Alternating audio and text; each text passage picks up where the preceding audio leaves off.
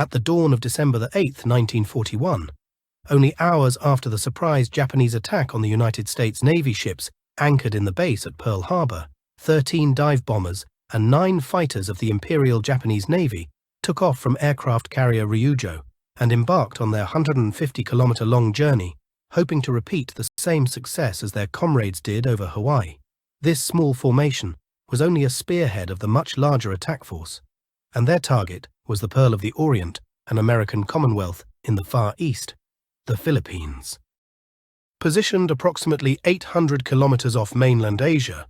the Philippine archipelago extends some 1,850 kilometers almost due north and south from Formosa to Borneo, strategically situated in the geographic heart of the Far East, providing an ideal stepping stone for further expansion to Borneo, New Guinea, and deeper into the Pacific, while at the same time can act as the protective barrier against any potential invasion of the East China coast, French Indochina, or the Dutch East Indies.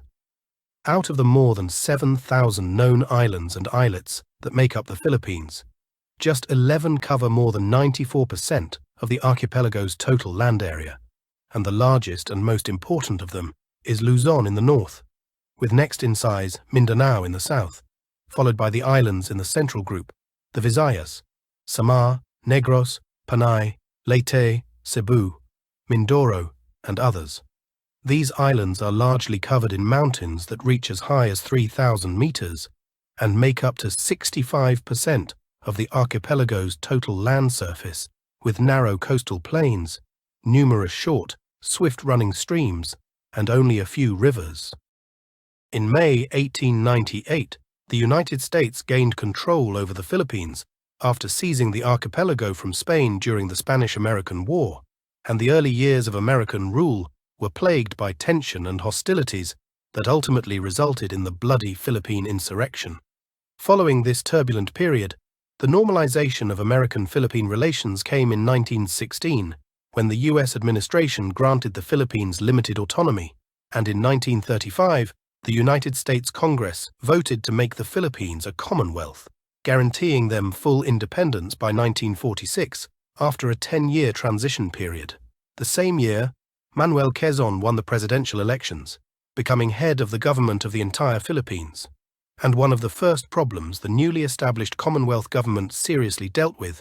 was the organization of the armed forces and the provisions for the archipelago's defense. To supervise the creation of the new Philippine Army, Quezon turned for help to his old friend, former Chief of Staff of the United States Army, soon-to-retire General Douglas MacArthur, appointing him as the military advisor to the new government with the rank of Field Marshal.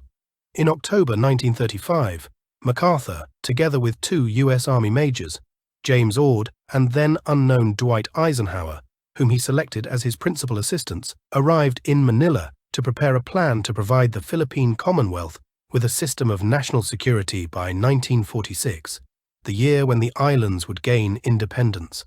As he didn't want the future Philippine government burdened with a costly professional army, MacArthur intended to organize the future Philippine Army based on a small regular force of no more than 10,000 men and a conscription system to build up a reserve contingent organized in divisions of approximately 7,500 men that, once mobilized, could reach the expected strength of 400,000 men by the middle of 1946.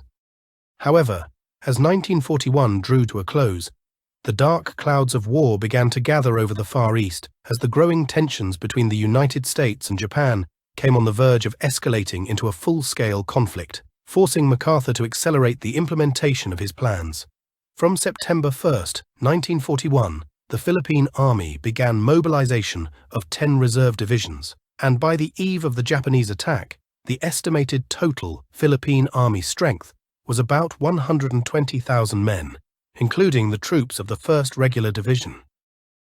Such a rapid expansion of the armed forces brought numerous challenges and problems, and in December 1941, not a single mobilized division was at full strength, whereas the general condition of the Philippine Army was poor. Many drafted soldiers had only basic training, and discipline in most units was far from desired, while plenty of Filipino officers and NCOs were equally untrained, with little or no knowledge of tactics, causing American officers to assume command of battalions and higher formations as the war progressed. Furthermore, the language barrier presented another significant challenge. As the Philippines was home to multiple languages and dialects, so many Filipinos found it impossible to understand not just American officers, but each other. To make matters even worse, the Philippine Army suffered from chronic shortages of almost all types of equipment. Some men thus lacked fundamental personal equipment like helmets, boots, entrenching tools, or even uniforms. Moreover, although the Philippine Army had an adequate supply of Enfield and Springfield rifles, they were low on automatic weapons, machine guns, and most importantly, artillery and other heavy weapons, while motorized transport was virtually non-existent. Alongside the regular Philippine Army, by December 1941, some 22,532 troops of the United States Army were stationed in the archipelago, with nearly half of them being Philippine Scouts, a well-trained, motivated and reliable fighting force made up of Filipinos enlisted in the U.S. Army. The bulk of U.S. Army ground forces were grouped into the Philippine Division, commanded by Major General Jonathan M. Wainwright, which consisted of 3 infantry regiments and supporting units, with 2 regiments, made up of Philippine Scouts, and only the 31st Regiment composed entirely of Americans.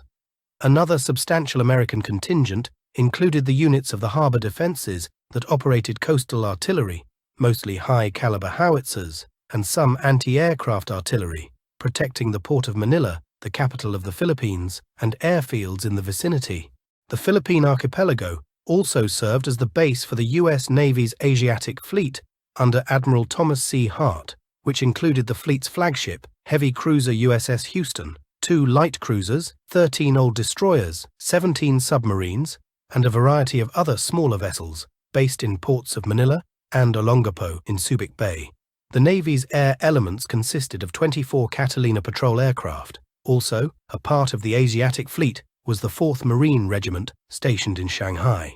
In late November, Marines, with attached naval personnel and some civilian refugees, were evacuated to the Philippines, where they arrived by December 1st and were assigned the mission of guarding the naval stations on Luzon. In the meantime, following a total embargo of all raw materials, including oil to Japan, imposed by the United States after the Japanese occupation of French Indochina in the summer of 1941, in parallel with diplomatic negotiations, in utmost secrecy, both sides began preparations for war, and as the possibility of war in the Far East grew too real to be ignored, the United States made all efforts to protect its exposed outpost in the Far East. Therefore, the first action taken by the United States War Department regarding the strengthening of the defenses of the Philippines was to unite the American and Philippine units in the archipelago under a single command. So, on July 26, 1941, President Roosevelt recalled by then already retired MacArthur to active duty in the U.S. Army, granting him the temporary rank of Lieutenant General and appointing him commander of the entire Philippine garrison, which now had been put together into a newly formed Army-sized unit designated as United States Army Forces in the Far East.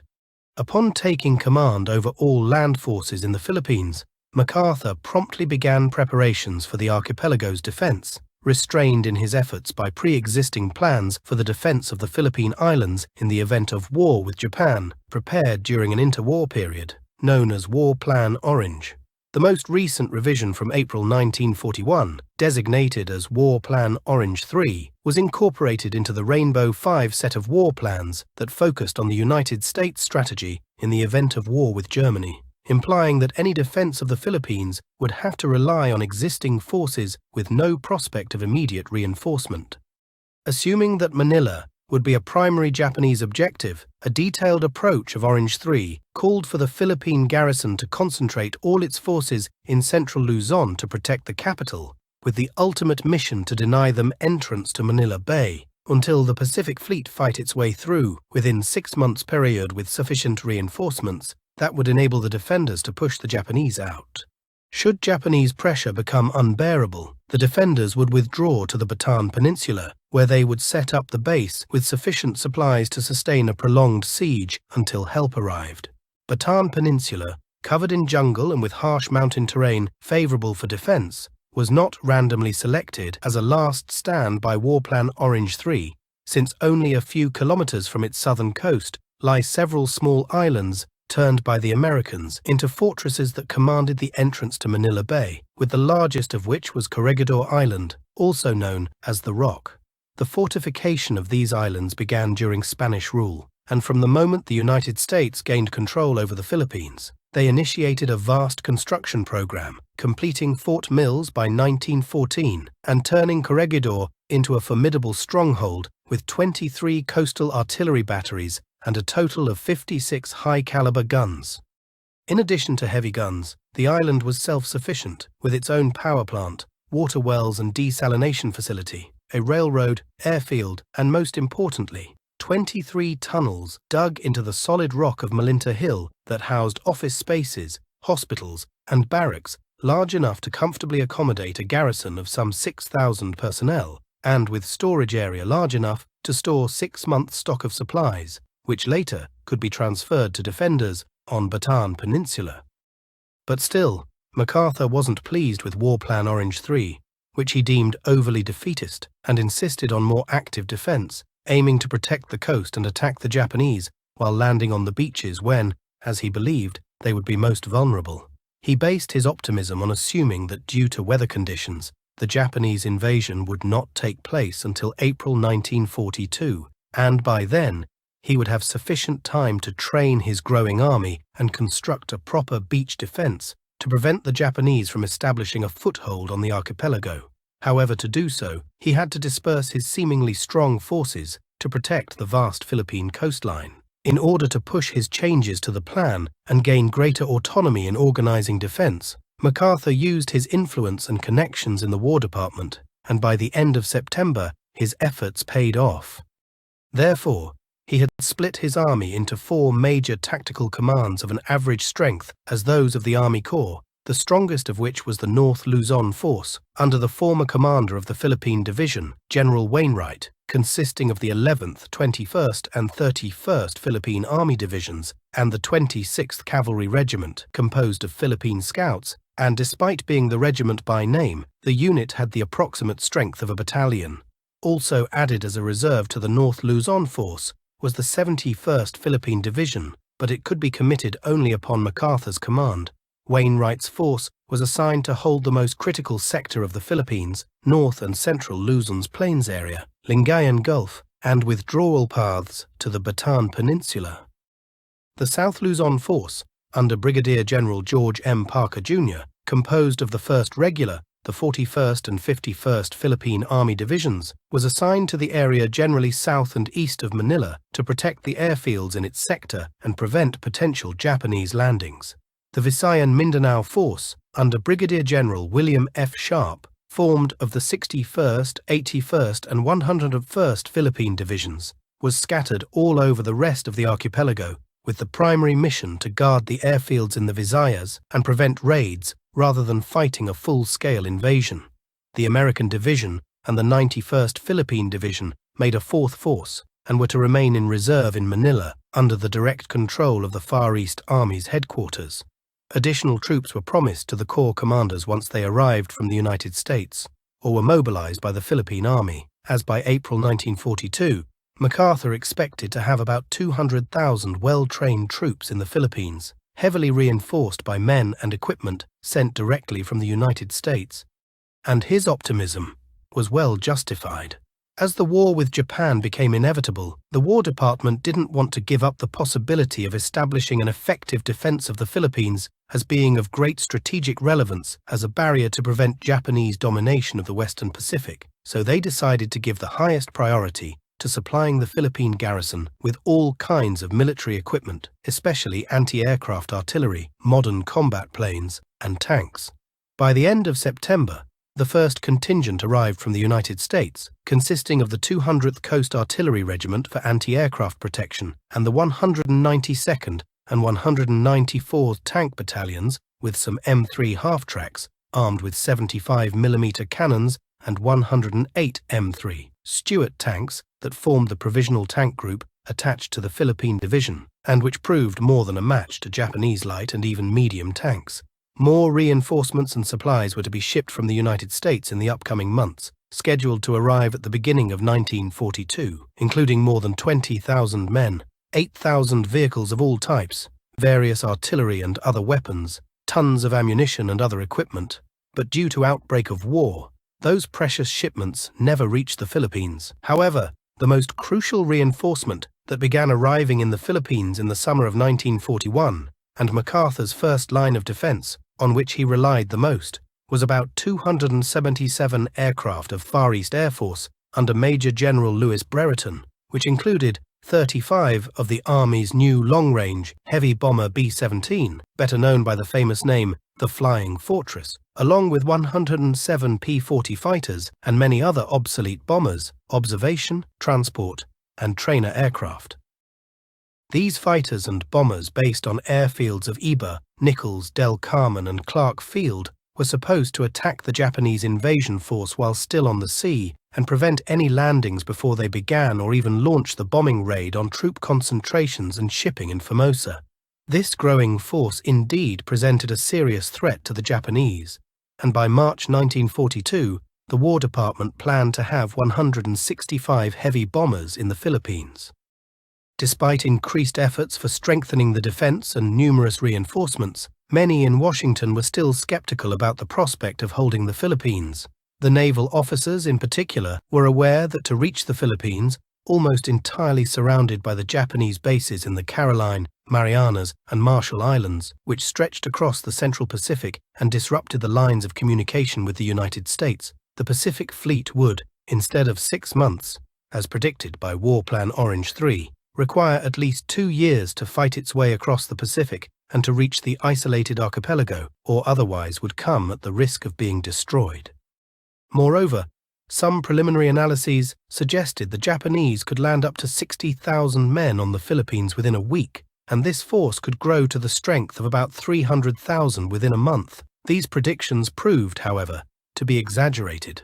As the negotiations with Washington were going nowhere, Japan, unwilling to accept American terms, decided to embark on a risky campaign while being capable of committing only limited ground forces for this endeavor. Therefore, in early September 1941, Emperor Hirohito authorized his army's plans for war with the United States, Britain, and the Netherlands. As a result, the attack on the Philippines was only an important segment of a much greater Japanese offensive plan aimed at taking entire Southeast Asia, a region rich in raw materials and oil, which was to commence with simultaneous attacks on Malaya, Thailand, and the Dutch East Indies, immediately after the neutralization of the greatest threat to the Japanese advance, the United States Pacific Fleet at Pearl Harbor. For this task, the Imperial Japanese Army gathered 11 divisions, grouped in the Southern Army Group, further divided into 4 armies, of which the 14th Army, under Lieutenant General Homa Masaharu, stationed in Formosa, was assigned for the invasion and occupation of the Philippines. The 14th Army consisted of only 2 divisions, the 16th and 48th, each with approximately 20,000 personnel, and the 65th Independent Mixed Brigade. Although this force might seem modest, the Japanese army had some advantages over its opponents, since the Japanese soldiers were highly motivated, disciplined, and well-trained, and most importantly, they were experienced veterans who fought in China and knew how to react in combat situations and operate under fire, even in small groups. The air support was to be provided by the 4th and 24th Air Force Brigades of the 5th Air Group under Lieutenant General Hideyoshi Obata. In addition, the Imperial Navy also assigned the 11th Air Fleet under Vice Admiral Nishizo Tsukahara, based on the airfields on Formosa, as these naval aircraft had a longer operational range than the armies and could reach targets in central Luzon, including the main American bases at Clark Field and Manila. So combined air and naval strength committed to the Philippine campaign was about 500 combat aircraft. The naval element assigned to support the invasion of the Philippines consisted of the Imperial Japanese Navy's 3rd Fleet, commanded by Admiral Ibo Takahashi, mainly an amphibious force with supporting cruisers and destroyers. Considering that the bulk of the Japanese fleet, including almost all large aircraft carriers, was assigned to the attack on Pearl Harbor, for the assault against the southern Philippines, which was out of range of land-based aircraft stationed on Formosa. The Imperial Japanese Navy was able to allocate only the light carrier Ryujo as part of Southern Covering Force. Still, in the early stage of preparing a broader strategy for the offensive of Southeast Asia, the Japanese High Command recognized the strategic significance of the Philippine Islands, fully aware that any prospect of retaining occupied areas in the south would be endangered from the left flank if the archipelago remained in American hands, and as a result, they placed great emphasis on occupying the Philippines in order to create a strong defensive perimeter around the newly acquired southern area. The detailed plan focused on neutralizing American air and naval forces in the Philippines, identified by preliminary intelligence analyses to pose the greatest threat to the invasion, so it called for simultaneous air attacks against American air and naval installations on the island to gain air superiority and create favorable conditions for a ground invasion. The attack was to begin on the first day of the war, just hours after the attack on Pearl Harbor, while in parallel with airstrikes, small Army and Navy assault units were to land on Bataan Island, about halfway from Formosa to Luzon, and 3 places in North Luzon, Apari, Vigan, and Legazpi, to take the airfields in the vicinity. Right after these airfields were secured, the main force of the 5th Air Group was to move there and provide close air support to the main invasion force of the 14th Army. With air supremacy gained over the islands, the 48th Division, reinforced with 2 tank regiments and 1 infantry regiment from the 16th Division, was to land along Lingayen Gulf, north of Manila, while in the meantime, the remaining 2 regiments of the 16th Division would land at Layman Bay, southeast of the capital. The 14th Army would then advance on Manila from the 2 directions, expecting the decisive engagement of the campaign to take place there. Meanwhile, the elements of the 56th Division, stationed on Palau Islands, were to land in southern Mindanao and take Davao and the nearby airfield to establish a base for further expansion south. The narrow timetable of broader Japanese plans gave General Masaharu only 50 days to seize Luzon, and afterwards, the 48th Division and most of the air units were to be redeployed further south where needed. Then, the 65th Brigade was to mop up the remaining resistance and assume garrison duty on Luzon, while the 16th Division was to proceed south to occupy the Visayas and Mindanao. In late November, the first warnings began arriving at the Asiatic Fleet headquarters, stating that Japanese troop movements indicated a surprise aggressive movement in any direction, including an attack on the Philippines or Guam, and on November 27th, a final alert went out to Hawaii and the Philippines with even stronger message: negotiations with Japan have ceased, and an aggressive move by Japan is expected. Immediately on receipt of these warnings, MacArthur ordered the Philippine garrison to prepare for a Japanese attack, and with the first days of December, the men of the Philippine garrison began to move promptly to their assigned positions on beach defense, without knowing that their fate would be sealed in a few days by the events that would take place some 9,000 kilometers away.